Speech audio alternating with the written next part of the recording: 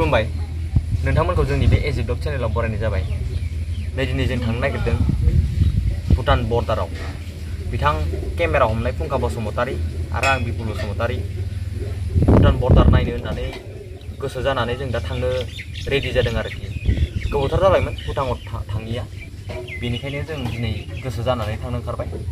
दा लामायाव लोगो मोनलांनानै जाय थांनो ओंखारो बिथांमोनखौ लांफानोसै जोङो। नोंथांमोना जुदि जोंनि भिडिअखौ नायनो इन्टारेस्टबाथाय जोबजासिम नायलांबाय थादो। खुलुमबाय।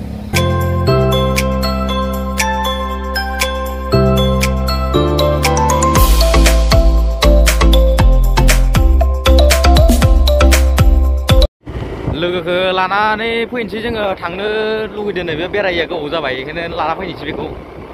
न'आव मोनफाय मानसिया फोथारावसो दङैमोननो, ओमफ्राय दा जों फैनायखाय गोसो जाबाय खोमा, ओमफ्राय थांनो होननानै गाबख्रावबाय सं। ओमफ्राय दा लाना फैनोसै बेखौ। ओरै फाराम थांनाय लामाया बेनो, लोखि बाजारनि ओरै एसे सोनाबै थांनांगौ। फाराम माइ गायग्रा फाराम, राङापानि ना मा होनो खोमा बेखौ, राङापानि गामि। अ माइ गड, वाटार रास्ता कालभार बायनाय गुरुमारा गामि होनो बेखौ, गुरुमारा। ओइ नै खोमदोन बसुमतारी फैदों। मा खोमदोन बसुमतारी दैमारि ना बसुमतारिमोन लिंसा गयारिमोन ना? ओइ खोमदोन गवा लाइटसो दंना इयो नोंसिना? गवा लाइटसो ब्रा। मार नालेंखर बिफां दंसोगारो नै सारि सारि। बिराद गोबाव खालामबायलै जोंखौ, दा लागै मोनबायमोन जोङो। फै मार सुवादा सालाय बिराद गोबाव नेबाय जोंखौ। बहा थांगोन दा? गोजौजों नामलाङाव आदसा दे। उपाय नाय साला सुवादखौ नेनायावनो बिराद गोबाव जाबाय, दा लागै जों मोनहैसिगोन। ओंखाम जाबाय, नेबाय, फाराम थांबाय, मथा-मथि 1 घन्टा 1.5 घन्टासो जालांबाय।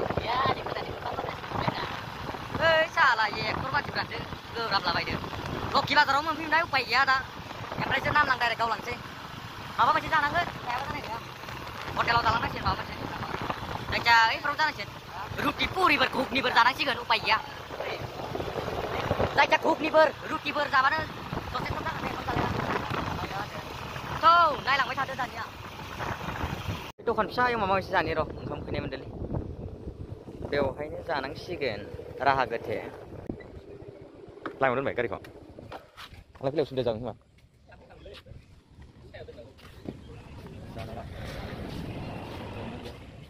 पुरिफोरथ' मोना खोमालै बेहाय, हा नसिब?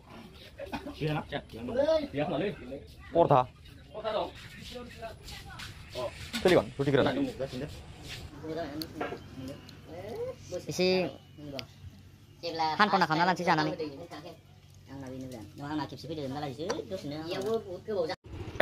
जाखांबाय, दानिया जाखांनानै जोङो नामलां फारसे थांनो आवगायबाय। फैदों मार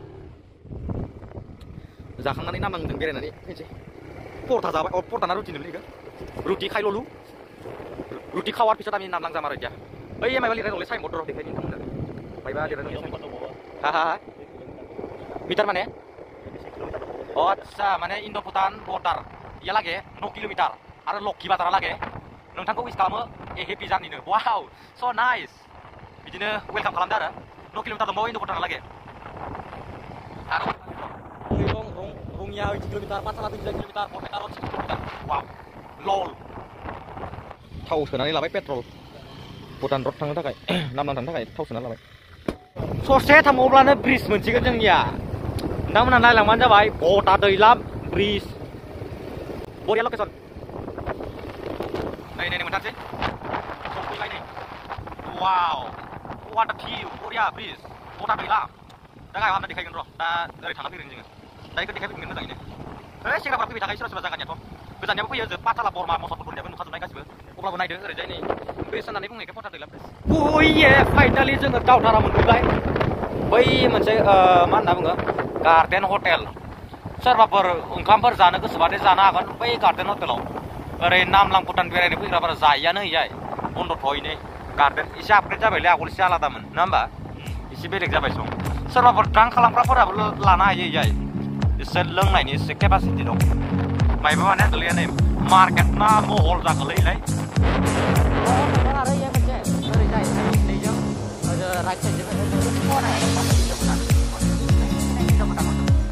ये माखासे बुस्थु मोननाय जायो जाग्रा अमा बेदर फ्रायफोर मोनो बिदिनो बायदिसिना बयलार बेदर बे हटेललै जों बायमोन बायो फुराना बुस्थु जों हटेला मा होनदों बैया गिदाव थांनो होयोब्रा प्रब्लेम होआ थांनो होयो वाव बरिया खोनाया सोंनांगोन ओइ थांनो जानोलै माबा सोंनांगौ जाहैबाय माने बै SSB ना पुलिसफोर थायो आथिखालावथ' दायदि नङा बेलासिबा थांनो होआ बेलासिबा थांनो होआ दा जेबो होना दे ओइ हाबनो होखागोन अलरेडि नोंथांमोन देखायनो मजा भिउ ये लाखियोमोनलै खिन्थु दा लाखिनाय नङा जोंखौ बेलासिबाथाय लाखियो SSB फोर थायो बेवहाय ओइलाय माइलाय मा बानायदो इयो होनबा अ हा स्टेडियाम मा स्टेडियामलैलाय हा माबा मोनसे खेला दुलाफोरनि स्टेडियाम नामा अ माय गड हा स्टेडियाम ना बरियालै दावथारानि साहा बल फिल्डआव स्टेडियाम गोदान बानायदों नै स्टेडियाम ओइ स्टेडियाम ना इयो मिउजियाम सरिलै मिउजियामसोनो वा बरिया भिउलै खिन्थु ल'टप स्टाइ सेफ नेचारेल बिउटिफुल नायलांबाय था दा माबा माबि देखायगोन आं बिदिनो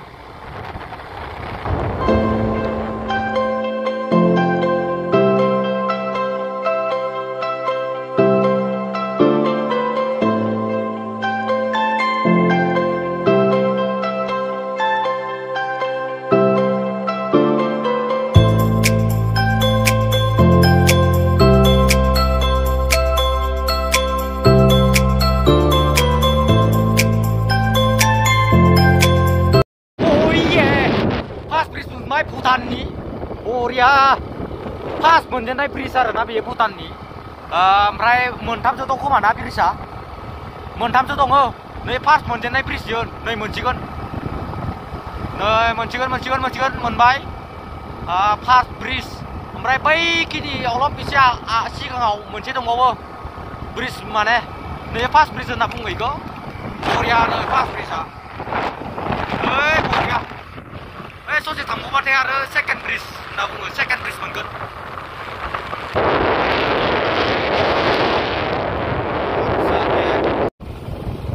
वाव बरिया जालालै इयो हालाहाय आङो सहायनो हानाय नंला आङो बेफोरबायदि भिउखौ नुनानै रुखु रुखु गाबनोसो गोसो जाबाय आङो आयै हाबाब स नाइस बाला हाजोखौ नायदो दानिया वाव गोसो गोरबो मोदोम जिउ सोलेरा बायग्लिलाङो बिदि नुयोब्ला बेफोरबायदि भिउनिफ्राय लकेसननिफ्राय सिनारिनिफ्राय मा नांबावगौ आरोना इन्ड' भुटान बर्डार थेंक्स बेनोनो जाबाय दे मा होनना बुंनो गारि दोनदोलै इयाय सरि लोगोफोर आङो भुटान मोनफैबाय आं दा फट' लानो नागिरदों नोंथांमोननो आं माखासे लकेसनखौ देखायनो हानाय नंला नैबेमोन आरो गेटआ इनो ओमफ्राय गेटखौथ' आं बोरै देखायनो आंबो बारनो मोनला आरो बारना देखायनो सानदोंमोन जानाय नङा थांनो होआनो र' आं एसे ओरै गुवाराव देखायनि गासिबो नुखाजोब्बायलै ओइने फट' खेबग्राया जोंनिया ओमफ्राय नैखि जादों नसिब बिथां केरखाटारि दे नायलांबाय थादो आं दा देखायथ'नो हानायला आं सावगारि सेबखांसै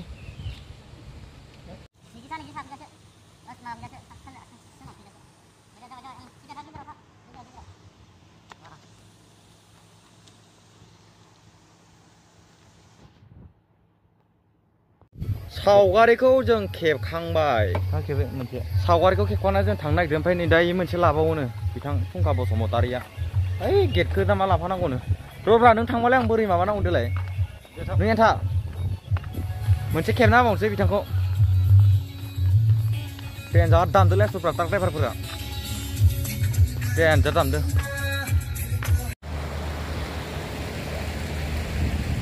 देनजार जागा बे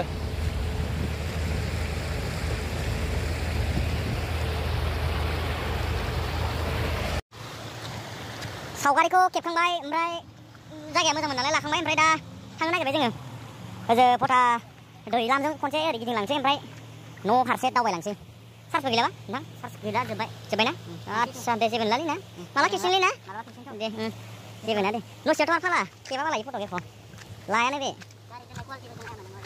नै एब्रे होननानै दोनबाय सान्दुं गोसा नोंनि जायगा मा आरो साफा जागा निजोम खाथिनिफ्रायथ' फैबाय न' सिङाव फैबाय थायो खोमालाय फैबाय ना लकेल एरिया आदसा आदसा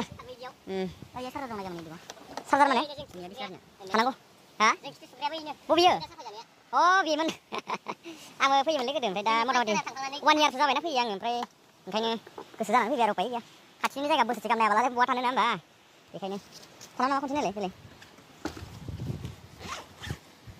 दं दे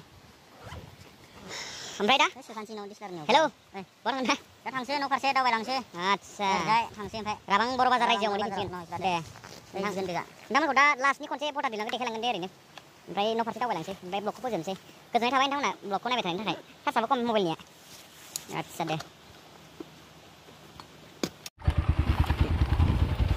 डाइरेक्ट न'सिम थांखागोन नामा नोङो डाइरेक्ट न'सिम थांसै आंग बबावफोर हाबलांनो प्रग्राम दङ नामा हाबनाय माने जायखिजाया फथा दैलाम नायोबा नायलांसै हारसिं नंगौ दे थांसै होनबा ना दे बाय बाय भुटान हेल' लोगोफोर फथा दैलाम मोनफैफिनबाय फाइनालि ओमफ्राय दा प्रग्रामा इमारजेन्सि जाना होबाय जोंनिया ओमफ्राय जोङो नोंथांमोननो गाहायाव हाबनानै देखायनो हाथ'नाय नंलिया गाज्रि मोननाङा गाज्रि मोनना बाबुमोन गाज्रि मोनना सरि लोगोफोर गाज्रि मोनना फथा दैलामाव हाबनो हानाय जायासै ओमफ्राय डाइरेक्ट माबा मोनसे खामानिनि थाखाय जोङो थांनांसिगोन ओंखारब्रबबाय थथनो उपाय गैया नै बेखौनो इन्जय खालामदो ट्राकआ पामसार जाबाय